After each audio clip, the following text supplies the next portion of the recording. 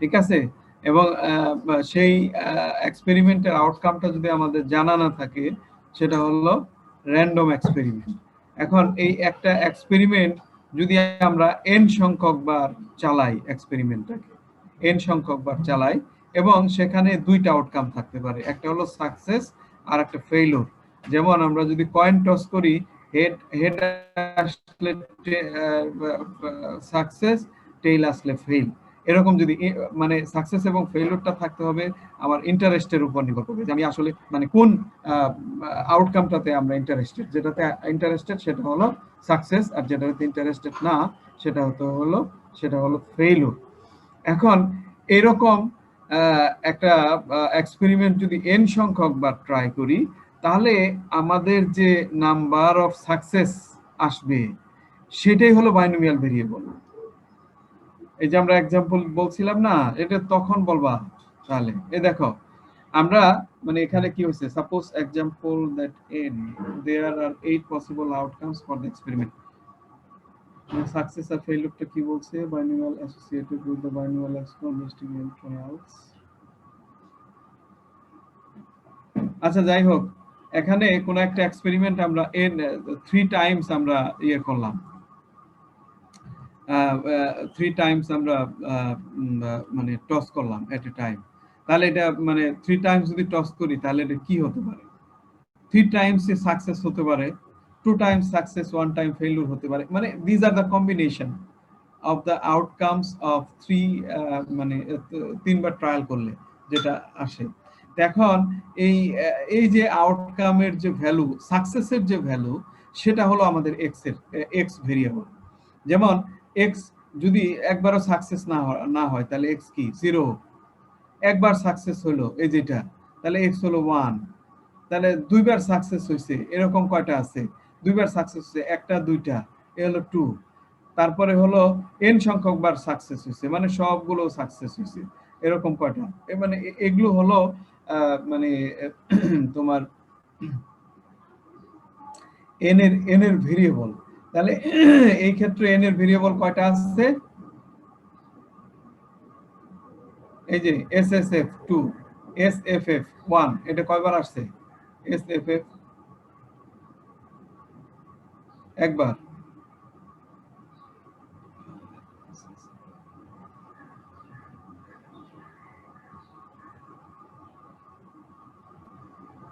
এটা হলো তোমার সাকসেসটা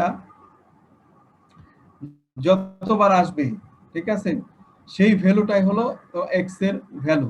যেমন n সংখ্যক বার যদি কোনো এক্সপেরিমেন্ট আমরা ইয়ে করি, মানে থ্রো করি, তাহলে এক্সপেরিমেন্টটা আমরা কয়বার করলাম? n সংখ্যক বার। তাহলে এটা n সংখ্যক বারের মধ্যে একবারও সাকসেস না আসতে পারে, তখন এক্স এর মান কি, 0। n সংখ্যক বার ওই মানে n সংখ্যক ট্রায়ালের মধ্যে একবার সাকসেস আসতে পারে, তখন এক্স হলো 1। এবং দুইবার সাকসেস আসতে পারে, তখন এক্স হলো 2। এরকম ভাবে মানে n সংখ্যক ট্রায়ালের প্রত্যেকবারই সাকসেস আসতে পারে, তখন এক্স এর মান কত হবে? 1। এক্স হলো number of outcome of our interested, number of our interested outcome, অর্থাৎ যাকে আমরা সাকসেস ধরবো ওই ট্রায়ালে ওইটা যতবার আসবে ততবারই হলো ওইটা হলো এক্স এর ভ্যালু। এবং এখানে পসিবল সংখ্যা ধরতে হবে, যে এই এতবার ট্রায়াল করলে এক্স এর ভ্যালুটা কতবার কত কম্বিনেশনে আসতে পারে সেটা ধরতে হবে। যেমন n সংখ্যক ট্রায়াল করলে একবারও সাকসেস না আসতে পারে, একবার আসতে পারে, দুইবার আসতে পারে, সর্বোচ্চ কতবার আসতে পারে? n সংখ্যক বারই আসতে পারে। সেরকম এই যে এখানে আমাদের 3টা ট্রায়াল যদি দেই, তাহলে এই সাকসেস কয়বার আসতে পারে? একবার, মানে একবারও সাকসেস না আসতে পারে, তারপরে একবার সাকসেস আসতে পারে, দুইবার আসতে পারে, তিনবার আসতে পারে। এটা হলো এক্স এর ভ্যালু। ভেরিয়েবলটা যে ডিস্ট্রিবিউশন ফলো করে সেই ডিস্ট্রিবিউশনটাই হলো বাইনোমিয়াল ডিস্ট্রিবিউশন। এবং এই বাইনোমিয়াল ডিস্ট্রিবিউশনের দুইটা প্যারামিটার থাকে, একটা হলো n, মানে যতবার ট্রায়ালটা করা হয়েছে সেটা হলো n, এবং ওই ট্রায়ালে প্রবাবিলিটি অফ সাকসেস আসার প্রবাবিলিটি কত, মানে প্রবাবিলিটি অফ সাকসেস কত। মানে একটা ট্রায়াল করলে যদি আউটকাম দুইটা থাকে, যে আইদার সাকসেস অর ফেলিউর, তখন সাকসেস হওয়ার প্রবাবিলিটি 0.5 এবং ফেলিউর হওয়ার প্রবাবিলিটি 0.5। এই জন্য বাইনোমিয়াল এই যে অঙ্কটা আমরা দেখিয়ে দিয়েছিলাম, এটা আমি আজকে তোমাদেরকে দিয়ে দেবো।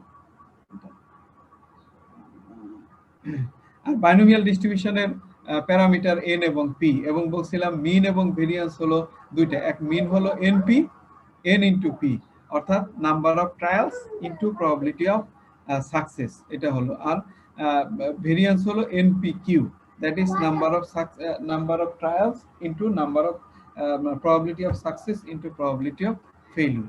স্যার, হ্যাঁ বলো। মানে আপনি একটু জাস্ট বলেন যে বাইনোমিয়াল ডিস্ট্রিবিউশনটা আসলে কি, মানে এক কথায় বা মানে এইভাবে ডিসক্রিপশন করে হচ্ছে কি বিভিন্ন বিষয়ে চলে আসতেছে, তো ওইভাবে আসলে বুঝতে পারতেছে না বাইনোমিয়াল ডিস্ট্রিবিউশনটা আসলে কি। এটা যদি একটু এক্স্যাক্টলি বলতেন তাহলে একটু সুবিধা হতো।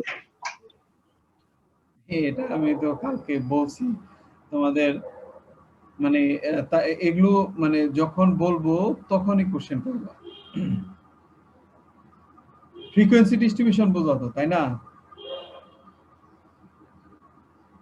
ফ্রিকোয়েন্সি ডিস্ট্রিবিউশন বোঝা না? জি স্যার। আচ্ছা, ফ্রিকোয়েন্সি ডিস্ট্রিবিউশনে কি করে বলো তো দেখি।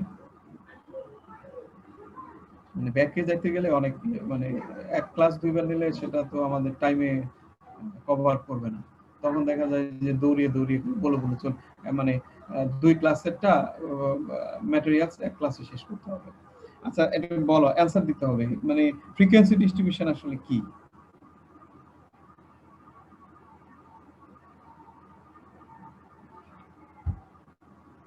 ফ্রিকোয়েন্সি ডিস্ট্রিবিউশনে কি কি থাকে বলো তো দেখি, ওই ফ্রিকোয়েন্সি ডিস্ট্রিবিউশনে কি কি থাকে? যেমন ক্লাস ইন্টারভেল থাকে, ফ্রিকোয়েন্সি থাকে, এগুলো কি কি থাকে? স্যার ট্যালি চিহ্ন থাকে। আচ্ছা, ফ্রিকোয়েন্সি ডিস্ট্রিবিউশন কেন করি বলো তো? মানে এই উদ্দেশ্যগুলো জানতে পারলে তুমি এই যেগুলো এক কথায় বুঝে যাবে। আর যদি পিছনের গুলা না জানো, না বুঝো, তাহলে তো এটা বুঝবা না বললেই। স্যার মিন, এভারেজ এগুলা বের করার জন্য, তারপর মিডিয়ান। মিন, এভারেজ, মিডিয়ান বের করার জন্য আমি ফ্রিকোয়েন্সি ডিস্ট্রিবিউশন না করেও তো করতে পারি। আচ্ছা, ফ্রিকোয়েন্সি ডিস্ট্রিবিউশনে বিভিন্ন ক্লাস থাকে, ক্লাস ইন্টারভেল থাকে। ওই ক্লাস ইন্টারভেল বেলে স্যাম্পলের কতগুলো অবজারভেশন ওই ক্লাস ইন্টারভেলের অন্তর্গত, সেটা মেজার করে হলো ফ্রিকোয়েন্সি ডিস্ট্রিবিউশন। এবং ফ্রিকোয়েন্সি ডিস্ট্রিবিউশনের লাস্টে ফ্রিকোয়েন্সি যদি যোগ করি তাহলে কি হয়, সেটা কি হয় বলো তো? Sir total frequency. টোটাল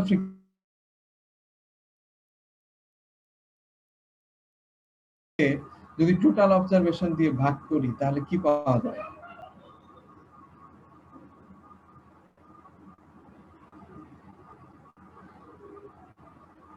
কি পাওয়া যায়?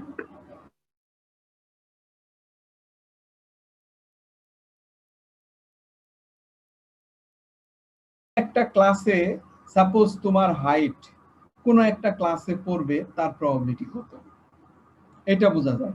ঠিক আছে, মানে একজনের হাইট কোন একটা ক্লাসে পড়বে, তার প্রবাবিলিটি কত সেটা বোঝা যায়।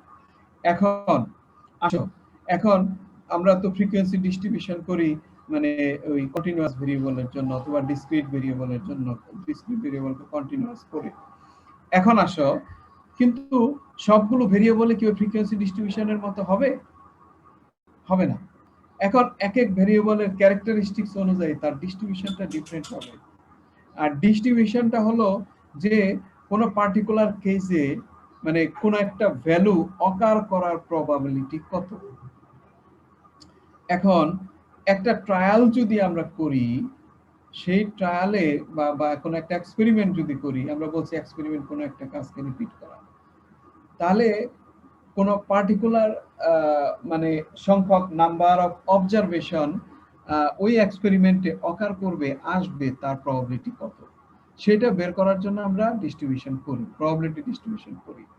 এখন এই বাইনোমিয়াল ভেরিয়েবল একটা স্পেসিফিক ভেরিয়েবল, মানে এই ভেরিয়েবলে কি থাকে, মানে দুইটা আউটকাম থাকে, আইদার সাকসেস অর ফেইলিউর, এবং এটা মানে ওই একটা ইয়ে পর্যন্ত ইয়ে কি এই ট্রায়ালটা একটা নির্দিষ্ট সংখ্যক বার করা হয়, ঠিক আছে? এখন মনে করো তোমরা তো ফিশারিজে, তাই না? জি স্যার। আচ্ছা, ফিশারিজে এখন মনে করো যে তুমি মানে একটা মানে কম্বিনেশন অফ ডায়েট তৈরি করছো, খাবার তৈরি করছো মাছের, ঠিক আছে? জি স্যার। এখন সেই খাবারগুলো মাছকে দিলে সব কন্ডিশন যদি এনভায়রনমেন্ট, পানির কন্ডিশন, পিএইচ লেভেল, তারপরে সয়েল কোয়ালিটি সবকিছু যদি ঠিক থাকে, তাহলে ওই খাবারটা দিলে 1 মাস পরে মাছের ওয়েট হবে ধরো সাপোজ 500 গ্রাম, ঠিক আছে? কোন একটা স্পেসিফিক মাছের ওয়েট হবে 500 গ্রাম। এখন তুমি এটা একটা এক্সপেরিমেন্ট করতেছো। এখন তুমি পরে তুমি দেখতেছো এখন পুকুরে সবগুলো মাছ ধরে কি মাপা সম্ভব? না স্যার। সম্ভব না। তো তুমি একটা মাছ ধরলা, ধরে তার ওয়েট নিলা। এখানে তোমার ইন্টারেস্ট কি হবে? যে 50 কেজি কিনা, না সরি 500 গ্রাম কিনা। আচ্ছা, জি স্যার। একটা ধরলা 500 গ্রাম হইলো, সেটা কি হবে 1। আরেকটা ধরলা 500 গ্রাম হইলো না, সেটা কি হবে 0। এরকম যদি তুমি সাপোজ তুমি ইচ্ছা করে থাকো যে আমি 100টা মাছ ধরবো এবং তাদের ওয়েট কাউন্ট করবো। এখন এই 100টা মাছের 100টাই 50 কেজি 500 কেজি 500 গ্রামের হতে পারে, পারে তো? জি স্যার, এর থেকে কমও হইতে পারে। হ্যাঁ, 500 গ্রাম হতে পারে। তখন তুমি ট্রায়ালটা করলা কতবার? 100 বার করলা কিন্তু। জি স্যার। ঠিক আছে, তখন এক্স এর মান হবে কত? 100। জি এক্স স্যার। এর মান তখন 100। এক্স এর মান কি 100 বেশি হতে পারবে?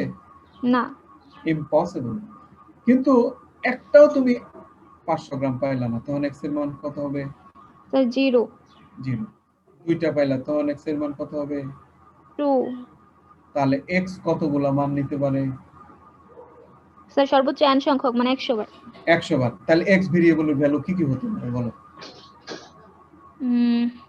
স্যার, 0 একটু থেকে বলুন তো। 100 পর্যন্ত। 0 1 2 3 4 5 up to 100, right? G sir.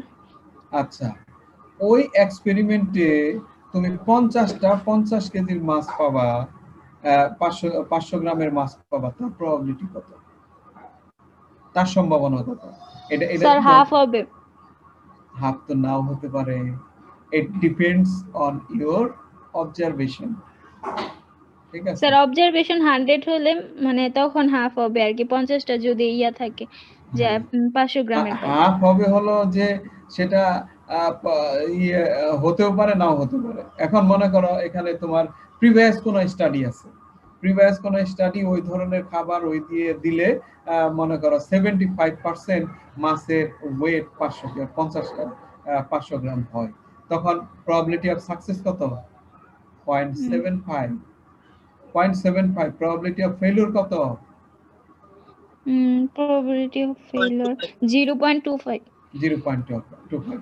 এখন তুমি এই খাবারটা দিছো, এখন প্রবাবিলিটি অফ গেটিং 50 ফিশ মানে of weight 500 gram or more, তার প্রবাবিলিটি কত? এটা এটা কি তুমি কেমনে মুখে বলতে পারবা? বাইনোমিয়াল ডিস্ট্রিবিউশন থেকে আনতে পারবে, ঠিক আছে? এগুলো হলো যখন তোমরা রিসার্চ করতে যাবা, এর মোর কমপ্লেক্স অ্যাপ্লিকেশন আছে, এর থেকে অনেক মানে ফাইন্ডিংস বের করা যায় যেগুলো রিসার্চে কাজে লাগে।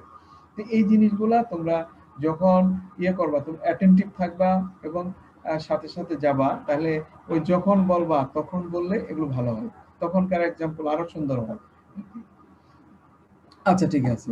তো এখন কোন একটা ভেরিয়েবল যদি আমাদের থাকে, তার মিন এবং ভেরিয়েন্স আমাদের দরকার, তার ডিস্ট্রিবিউশন জানার জন্য মিন এবং ভেরিয়েন্স দরকার, যে আসলে মিন কত, তার ভেরিয়েন্স কত, মিন ভেরিয়েন্স কি। এখন যদি বলো যে মিন এন্ড ভেরিয়েন্স জেনে কি হবে, এটা কি জন্য দরকার, এটাকে রিলেট করতে হবে ওই যে তোমরা সেন্ট্রাল টেন্ডেন্সি পড়ে আসছো, মেজার্স অফ ডিসপারশন পড়ে আসছো, তার সাথে রিলেট করে এটার অ্যাপ্লিকেশন এবং কি সেটা বের করতে হবে।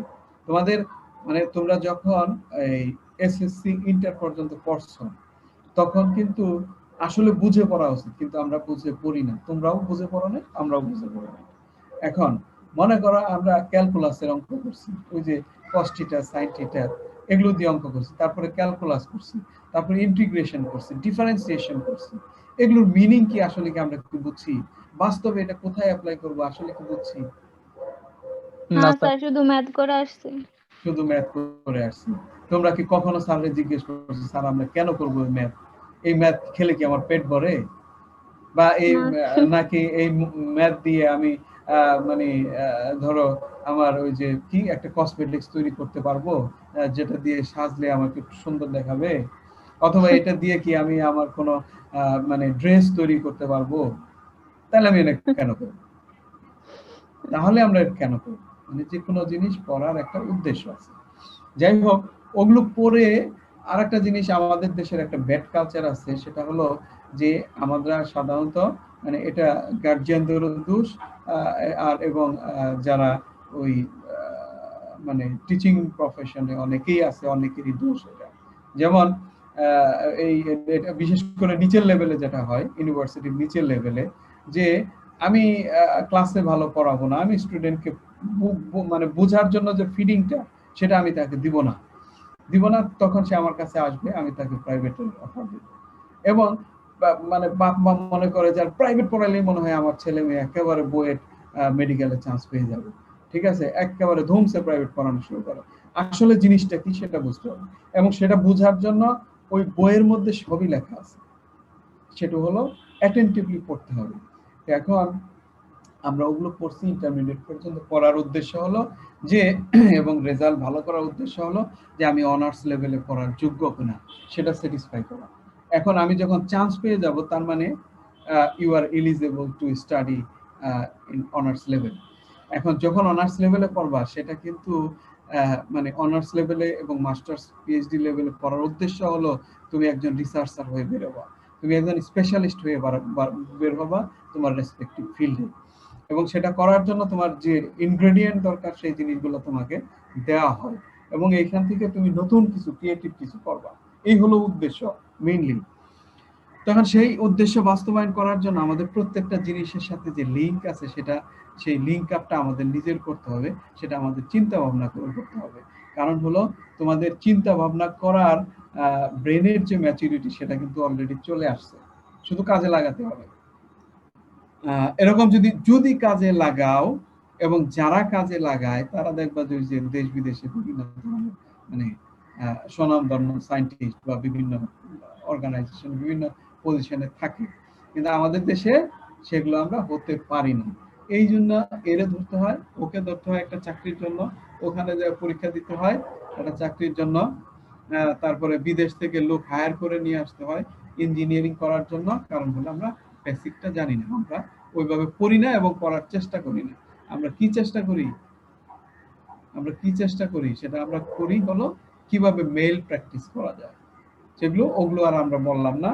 তো আমাদের সমাজের চেঞ্জ আনতে হবে, আমাদেরকে নিজেকে ফিট করতে হবে, তৈরি করতে হবে সৎভাবে, যাতে আমরা আসলে মানে একটা ইমপ্রুভমেন্ট, একটা ক্রিয়েটিভিটি শো করতে পারি।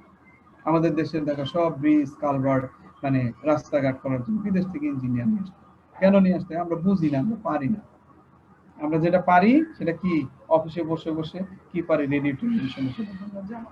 কিন্তু আমরা চাই না, বা আমি চাই না কখনো আমাদের স্টুডেন্টের এরকম হোক, ঠিক আছে? আমরা যদি মানে কালেকটিভলি সবাই মিলে যদি চেষ্টা করি, আসলে এই যে বিভিন্ন ধরনের ব্যাড প্র্যাকটিস হচ্ছে, এগুলো বন্ধ করা সম্ভব। কারণ হলো তোমরা যখন ওই পজিশনে যাবা, এবং তোমরা যদি সেটা নিজের থেকে ইয়ে হও, তাহলে একটা সার্টেন পিরিয়ড অফ টাইম পরে আমাদের একটা সুন্দর সমাজ দেখতে পাবো, এবং সেই সমাজ দেখবে যে অনেক উন্নত ডেভেলপ সমাজ হবে, যখন সব জিনিসগুলোকে মানে এফিশিয়েন্ট ইউজিং হবে। কারণ তোমার তোমাকে তৈরি করার জন্য তোমার বাবা মা বা রাষ্ট্রের বিভিন্ন টাকা খরচ হচ্ছে, এই টাকাটা তুমি পরবর্তীতে যদি ফিডব্যাক দিতে পারো, এটা ব্যাক মানে তোমার পকেটের টাকা ব্যাক দিবে না, তুমি সার্ভিস দিয়ে তোমার টাকা ব্যাক দিবে। এখন মনে করো যে রাস্তাঘাট হচ্ছে, এখানে যদি একজন ইঞ্জিনিয়ার বিদেশ থেকে না এনে যদি তুমি ইউজ করতে পারো, তখন কি হচ্ছে, তোমার ওই ইঞ্জিনিয়ারের যে মাসে 10 লাখ টাকা বেতন দিয়ে হচ্ছে, সেটা তোমাকে দিতে হবে, এবং সেটা দেশের ভিতরে থাকবে। এইভাবে দেশের উন্নয়ন হবে। আচ্ছা, আর এভাবে আমরা মানে পরনির্ভরশীল হচ্ছি, এবং আমাদের এরকম ভাবেই মানে গড়ে তোলা উচিত মানে নিজেকে গড়া উচিত যাতে আমরা পরনির্ভরশীল না হই। যখন সেলফ ডিপেন্ডেন্ট থাকবো তখন কিন্তু মানে আমাদের মানে কনফিডেন্সটা বাড়বে এবং আমরা নিজেদের ক্ষেত্রে ডেভেলপ করতে পারবো নিজেদেরকে। এবং বিদেশে রাষ্ট্র উন্নত হওয়ার এটাই শর্ত।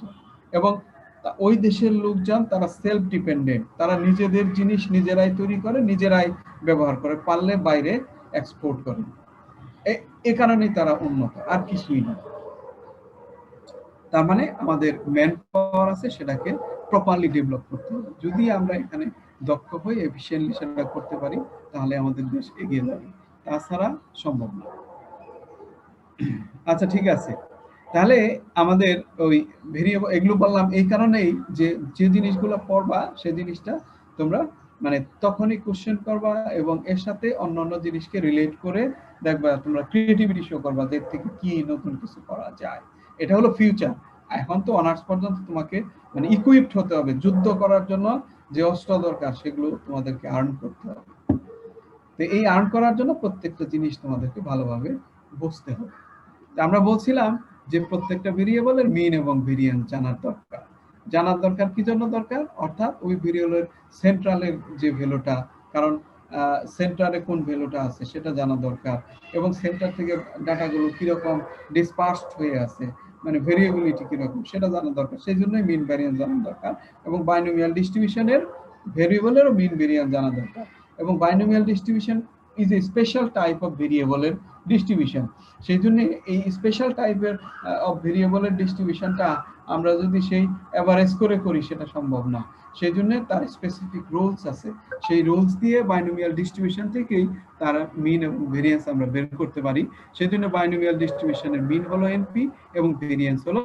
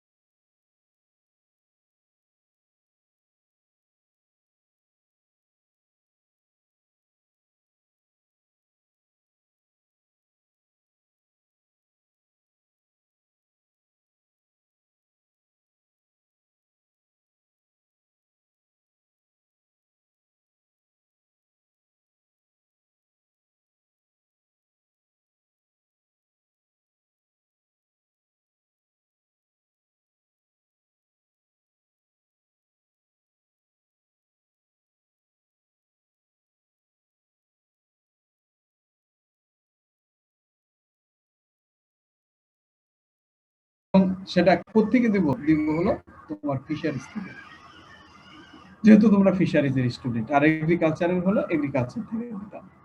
আচ্ছা ঠিক আছে, তো আমাদের বাইনোমিয়াল ডিস্ট্রিবিউশন এ পর্যন্তই শেষ। এখন আমরা শুরু করব হলো পয়সন ডিস্ট্রিবিউশন। দেখো এই জিনিসগুলো আমি মানে সংগ্রহ করে তোমাদের সাথে আলোচনা করতেছি। the Poisson distribution. আচ্ছা, many experimental situations occur in which we observe the counts of events within a set unit of time, area, volume, length, etc. For example, the number of cases of a disease in different towns. the number of mutations in given regions of a chromosome, the number of dolphin pod sightings along flight path through a region. আচ্ছা যাই হোক এই সেন্টেন্সটা আমি clearly বুঝতেছি না। The number of particles emitted by radioactive source in a given time, the number of birds per hour during a given day. তার মানে এখানে হলো যে আমাদের দেখতে হবে poison distribution, a specific type of distribution. এটা কখন হবে? যখন আমরা number of counts of an events, যখন আমরা কোনো একটা ইভেন্টের প্রতি ইন্টারেস্টেড হব। বাইনোমিয়াল ডিস্ট্রিবিউশন আমরা বলছি কি যে ওই ইভেন্টটা ঘটলে আমরা সাকসেস বলি। এখানেও ওরকম একটা ইন্টারেস্টেড ইভেন্ট ঘটবে, মানে সেটা ঘটবে কখন? একটা certain period of time, certain region or etcetera or certain ভলিউমের মধ্যে সেই ইভেন্টটা ঘটবে। তার সংখ্যা যদি আমরা বের করি তাহলে এই ধরনের আমরা ফর এক্সাম্পল আমরা আমাদের ওই যে আমরা বললাম যে certain type of combination of feed দিলাম মাছকে, এবং সেই মাছগুলা আমরা ধরে নিয়েছি যে 15 দিনের ভিতরে 500 গ্রাম হবে অথবা 1 মাসের ভিতরে 500 গ্রাম হবে। এখন মনে করো আমাদের 100টা পুকুর আছে, প্রত্যেকটা পুকুর থেকে 100টা করে মাছ ধরলাম। তো এখন পুকুরটা একটা রিজিয়ন, একটা ভলিউম, দেন একটা পুকুরে আমরা 500 কেজির উপরে পাইলাম 75টা, আর একটা পুকুরে পাইলাম 15টা, আর একটা পুকুরে পাইলাম 100টা, আর একটা পুকুরে পাইলাম 60টা। এরকম করে 100টা পুকুরে 100টা অবজারভেশন পাওয়া যাবে। তাহলে এইরকম অবজারভেশনের যে ডিস্ট্রিবিউশন, সেই ডিস্ট্রিবিউশন হলো পয়সন ডিস্ট্রিবিউশন। ঠিক আছে, সেই ডিস্ট্রিবিউশনকে আমরা পয়সন ডিস্ট্রিবিউশন বলবো। এবং এই যে 1 নম্বর পুকুরের number of fish having weight more than 500 gram, second পুকুর 3rd গ্রাম, এরকম 100টা পুকুরের জন্য 100টা ভ্যালু পাবো। তাহলে weight of fish above the equal or more than 500 grams is the characteristics, or this is the variables, and it contains 100 observations for 100 ponds, and this variable follow the Poisson distribution. ঠিক আছে? আচ্ছা, এরকম আরো কিছু example আছে। the number of cases of a disease in different towns. আচ্ছা, যদি ধরি ঢাকা, টাঙ্গাইল, ময়মনসিংহ, গাজীপুর, নরসিংদী, রাজশাহী, প্রত্যেক এরকম 64টা জেলাতে গতকালের করোনা আক্রান্তের রোগীর সংখ্যা। This will follow Poisson distribution. The number of mutations is given region of a chromosome, মানে ক্রোমোজোমের ডিফারেন্ট রিজিয়নে যে নাম্বার অফ মিউটেশন হয়। ক্রোমোজোম তো বুঝো, ডিএনএ। হ্যালো, জি স্যার। জি স্যার। আচ্ছা, ডিএনএ এর মধ্যে যে এটিসিজির যে বন্ড আছে না, জি স্যার, এটিসিজির বন্ডের মধ্যে কোন জায়গায় ধরো মিউটেশন হয়ে গেল, যা থাকার কথা সেটা ছিল না, এ থাকার কথা টি হয়ে গেছে, মানে টি থাকার কথা সি হয়ে গেছে। এরকম যদি হয় তখন সেটা হলো মিউটেশন। এরকম যদি চেঞ্জ হয় তাহলে সার্টেন পার্ট অফ, সাপোজ যদি জিন হয় এবং জিনের মধ্যে এরকম এটিসিজির যে বন্ধন মানে বন্ড যে কম্বিনেশনে থাকলে ওটার এক্সপ্রেশন এ সার্টেন লেভেল পর্যন্ত হয়, কিন্তু ওখানে যদি এটিসিজির বন্ড ডিফারেন্ট হয় তখন কি হবে? ওটার যে আরএনএ তৈরি করবে, আরএনএ তৈরি করলে তার কোডন চেঞ্জ হয়ে যাবে। কোডন বুঝো? কোডন? জি স্যার বুঝি। হ্যাঁ, কোডন চেঞ্জ হয়ে যাবে। কোডন চেঞ্জ হলে কি হবে? তার প্রোটিন কি মানে ঠিকমতো প্রোটিনটা তৈরি হবে না, ঠিক মতো প্রোটিন তৈরি না হলে কি ফাংশন ঠিক মতো হবে না? না, ফাংশনও হবে না, ঠিক ফাংশন হবে না, রাইট। তো এগুলো এই বায়োলজি আমি তোমাদের কাছ থেকে বুঝবো, এগুলো আমাকে বুঝাই দিবা, আমি তোমাদেরকে স্ট্যাটিস্টিক্স হেল্প করব। তো এখন তাহলে এই যে এই মিউটেশন, ডিফারেন্ট রিজিয়নে যে মিউটেশন, যে কতগুলো মিউটেশন হলো, এগুলো বাইনোমিয়াল ডিস্ট্রিবিউশন ফলো করে। এই যে ডলফিন পট, এই টার্মগুলো আমি বুঝতেছি না, এগুলো আমরা ইয়ে করি। The number of particles emitted by radioactive source in a given time, অর্থাৎ বিভিন্ন টাইম ইন্টারভেলের মধ্যে রেডিও অ্যাক্টিভ সোর্স থেকে নাম্বার অফ পার্টিকেলস যে ইমিটেড হয় তার সংখ্যা, সেটাও পয়সন ডিস্ট্রিবিউশন ফলো করে। Number of birds per hour during a given day, একটা ডেতে বিভিন্ন আওয়ারে নাম্বার অফ বার্ডস বাংলাদেশে কতজন হলো, মানে 5টা থেকে 6টায় কয়জন, 6টা থেকে 7টায় কয়জন, স্যার এগুলো পয়সন ডিস্ট্রিবিউশন ফলো করে। হ্যাঁ বলো। স্যার তার মানে একটা মানে নির্দিষ্ট একটা টাইমে, মানে একটা গিভেন টাইমে কতগুলো হয় এটার সমষ্টি যেটা, ওইটারে আমরা ইয়া করবো একসাথে। মানে না, হ্যাঁ, মানে সমষ্টি তো যখন it becomes a fixed number, it's not a variable. তোমার প্রবাবিলিটি ডিস্ট্রিবিউশন করতে গেলে you need to have a random variable, ঠিক আছে? যেমন বা একদিনে কয় ঘন্টা, মানে 24 ঘন্টা, তাই না? জি স্যার। তাহলে প্রতি আওয়ারে যে বাচ্চা জন্মগ্রহণ করে, ঠিক আছে, সেটা কি র্যান্ডম অবজারভেশন না? কারণ এটা তো আমি ফিক্স করতে পারি না, এটা আমরা জানি না, এটা র্যান্ডমলি ঘটতেছে। তাহলে প্রতি ঘন্টায়, প্রতি আওয়ার ইন্টারভেলে যে নাম্বার অফ বার্ড, তাহলে আমরা কতগুলো অবজারভেশন পাবো? 24টা। স্যার জি স্যার, জি 24টা। তাহলে 24টা observation makes a variable, and this variable follow the Poisson distribution. এখন যদি আমি তোমাকে বলি, এই যদি বলি যে ওই 2টা থেকে 3টার মধ্যে এতগুলা বাচ্চা জন্মগ্রহণ করবে, তার প্রবাবিলিটি কত আমাকে বের করে দাও। এটা বের করার জন্য তোমাকে কোথায় যেতে হবে? যে তুমি আগে জানো যে এই ভেরিয়েবলটা কিন্তু পয়সন ডিস্ট্রিবিউশন ফলো করে, তাহলে তুমি কি করবা? ওই পয়সন ডিস্ট্রিবিউশনের ফাংশনটা ইউজ করবা, ইউজ করে তুমি প্রবাবিলিটি বের করে দিবা। এখন এগুলো হলো, এই কোশ্চেনগুলো তোমাদের কখন আসবে? যখন তোমরা রিসার্চ করবা, তোমাদের বিভিন্ন রিসার্চ করতে হবে, তখন এই কোশ্চেন দেখবা সামনে চলে আসছে। তখন সেই রিসার্চটা করার জন্য যে এটা তো সেকেন্ড ইয়ারে পড়ছিলাম, ইটস সো ইজি, তখন তুমি ওখান থেকে বের করে একটা সুন্দর ফাইন্ডিংস বের করবা। এটা বিভিন্ন জার্নালে, বিভিন্ন জায়গায় পাবলিশড হবে, তোমার রিসার্চ সবাই ইউজ করবে। আর যদি এটা না মনে থাকে, আরে এটা কোথায় পাইছিলাম, মনে করো স্ট্যাটিস্টিক্স এর সমস্ত বই ঘুরতে ঘুরতে তোমার 100 দিন চলে গেছে, তারপরে তুমি পাইছো যে পয়সন ডিস্ট্রিবিউশন। আরে এটা তো খুবই সিম্পল ছিল, এটা সেকেন্ড ইয়ারে পড়ছিলাম, কিন্তু তোমার সময় কিন্তু 100 দিন চলে গেছে। আর জানা থাকলে it's a matter of 5 minutes.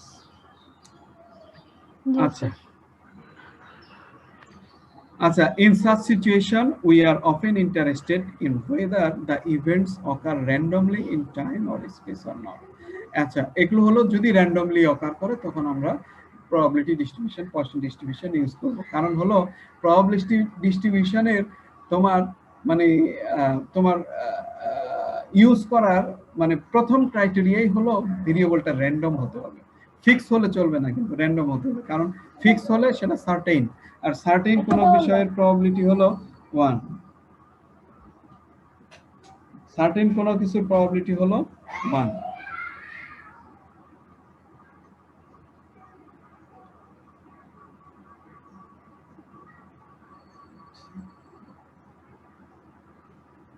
এগুলো হলো মানে বিভিন্ন এক্সাম্পল দিচ্ছে আর কি। আমরা এত এক্সাম্পলে যাব না, আমরা ইউজ করতে পারবো কোথায় কিভাবে সেখানে যাব, কারণ এত কিছু করতে গেলে আমরা সিলেবাস কভার করতে পারবো না।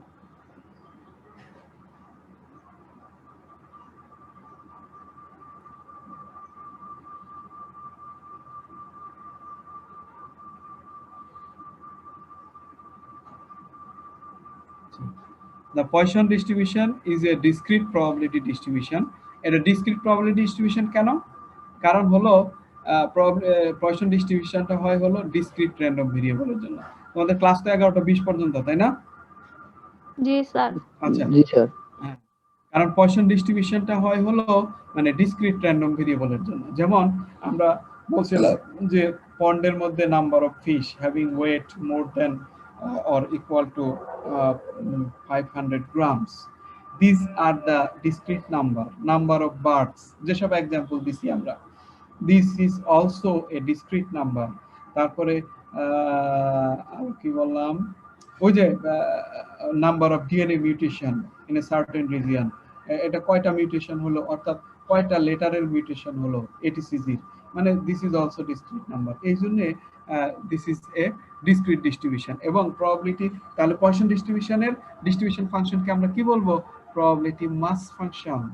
গত ক্লাসে বলছি, কারণ হলো ডিসক্রিট ভেরিয়েবলের যে ডিস্ট্রিবিউশন হয় সেই ডিস্ট্রিবিউশনকে বলা হয় হলো probability mass function. Discrete probability ডিস্ট্রিবিউশনকে বলা হয় হলো প্রবাবিলিটি মাস ফাংশন। তাহলে Poisson distribution is a Poisson ডিস্ট্রিবিউশনের প্রবাবিলিটি ডিস্ট্রিবিউশন ফাংশনকে বলবো is a probability mass function. The Poisson distribution is a discrete probability distribution for the counts of events that occur randomly in a given interval of time or space. Poisson distribution is a discrete probability distribution for the counts, is a counts কিন্তু always discrete, of events that occur randomly in a given interval of time or space. আচ্ছা, এখানে Poisson distribution বলা হয়েছে if we let x the number of events in a given interval, একটা হলো x the number of events in a given interval, মানে একটা নির্দিষ্ট certain interval. ইন্টারভ্যালটা বলতে টাইম ইন্টারভ্যালও হতে পারে, টাইম স্পেসও হতে পারে, অথবা কোনো রিজিয়নও হতে পারে। then if the mean number of events per interval is lambda, আমরা বলছিলাম যে বাইনোমিয়াল ডিস্ট্রিবিউশনে আমাদের দুইটা প্যারামিটার থাকে, একটা হলো n আর একটা হলো p, number of success and number of observation, আর হলো mean number of events per interval is হলো ল্যামডা। অর্থাৎ কোন একটা ওই ইভেন্টটা ঘটে এরকম মিন নাম্বার অফ ইন্টারভেলকে আমরা ল্যামডা বলি। ল্যামডা আমরা কিভাবে ক্যালকুলেট করি সেটা আমরা দেখাবো। The probability of observing x events in a given interval is given by, এই যে আমি বললাম না যে কোনো একটা পুকুরে এতগুলো অবজারভেশন ঘটবে, এতগুলো মাছ পাওয়া যাবে, সেটাই হলো এক্স, স্মল এক্স। অথবা মানে একটা সার্টেন আওয়ারে 2টা থেকে 3টা পর্যন্ত বাংলাদেশে 100টা বাচ্চা জন্মগ্রহণ করলো, তার প্রবাবিলিটি যদি বের করতে চাই তাহলে আমরা এটা ইউজ করে, এই ফাংশনটা ইউজ করে বের করতে পারবো। এবং এটা ফাংশনটা হলো e to the power minus lambda, lambda to the power x এবং factorial divided by factorial x। এই ল্যামডা হলো mean of the Poisson variable, অথবা একে প্যারামিটার অফ পয়সন ডিস্ট্রিবিউশনও বলা হয়। এখন দেখো x এর ভ্যালু কিন্তু 0, 1, 2, 3, 4 আপ টু ইনফাইনাইট টাইম দেওয়া হয়েছে। এখন এইটা বলো যে x এর ভ্যালু এরকম হলো কেন, বলো তো দেখি। ইনফাইনাইট টাইম বাইনোমিয়াল ডিস্ট্রিবিউশনে একটা বাউন্ডারি ছিল যে x ইকুয়াল টু x এর ভ্যালু সর্বোচ্চ n হতে পারে, কিন্তু এখানে x এর ভ্যালুর কোনো লিমিট নাই, কেন সেটা বলো। মানে 1 আওয়ারে তো অনেকগুলো বাচ্চা জন্মগ্রহণ করতে পারে, কোনো নির্দিষ্ট না। Right, thank you. 1 আওয়ারে মানে একটা সার্টেন পিরিয়ড অফ টাইম, ওই যে 2টা থেকে 3টার মধ্যে ধরলাম, সেখানে একটা বাচ্চাও জন্মগ্রহণ না করতে পারে, একটা করতে পারে, 2টা করতে পারে, 3টা করতে পারে, এরকম ইনফাইনাইট টাইম বাচ্চা, ইনফাইনাইট মানে কি অনেক বেশি সংখ্যক বাচ্চা জন্মগ্রহণ করতে পারে, সেটা আমরা জানি না, সেই জন্য এটা ওপেন রাখা হয়েছে। সেই জন্য পয়সন ডিস্ট্রিবিউশনের x এর রেঞ্জ হলো 0 থেকে ইনফিনিটি পর্যন্ত, 0 থেকে ইনফিনিটি পর্যন্ত, এবং বাইনোমিয়াল ডিস্ট্রিবিউশন কত? 0 থেকে n পর্যন্ত, কারণ n এর বেশি ইভেন্ট সংখ্যা আর হতে পারবে না, সেই জন্য 0 থেকে n পর্যন্ত। আর x এই পয়সন ডিস্ট্রিবিউশনে 0 থেকে ইনফিনিটি পর্যন্ত। আচ্ছা, e is a mathematical constant, এখানে e হলো একটা ম্যাথমেটিক্যাল কনস্ট্যান্ট, এই যে e কনস্ট্যান্ট যার ভ্যালু এত, there should be a bottom on the calculator, এত ক্যালকুলেটরে এটা পাওয়া যাবে, সেটাই বলছে। if the probability of x are distributed in this way, আচ্ছা আমার মনে হয় আজকে তোমরা এইগুলো আমি তোমাদেরকে দিয়ে দিব আপলোড করে, আজকে এটুকুই তোমরা ডাইজেস্ট করো, তারপরে কালকে আবার শুরু করবো, ঠিক আছে? স্যার ল্যামডাটা কি মানে যতগুলা 1 আওয়ারে যতগুলা বাচ্চা জন্মগ্রহণ করবে ওইটার সংখ্যা? না, ওইটা সংখ্যা হলো x, যতগুলো জন্মগ্রহণ করতে পারে সেটা হ্যাঁ এক্স। হ্যাঁ এখন আমরা ওই যে আগে বাইনোমিয়াল ডিস্ট্রিবিউশন একটা বললাম না, যে আমাদের মানে এক্সপেরিয়েন্স আছে যে এভারেজে গড়ে মানে প্রতি আওয়ারে 100 বাচ্চা জন্মগ্রহণ করে এভারেজে। আমরা পাস্ট এক্সপেরিয়েন্স থেকে দেখছি, গত দিনে এটা জন্মগ্রহণ করছে বা তার আগের দিনে আমরা গড়ে দেখছি এতগুলা পার আওয়ারে গড়ে এতগুলা জন্মগ্রহণ করে, সেই গড়টাই হলো ল্যামডা, সেই গড়টাই হলো স্যার ম্যাথে এটা দেওয়া থাকবে? এটা দেওয়া থাকবে। জি আচ্ছা বুঝতে পারছি। ঠিক আছে, থ্যাংক ইউ।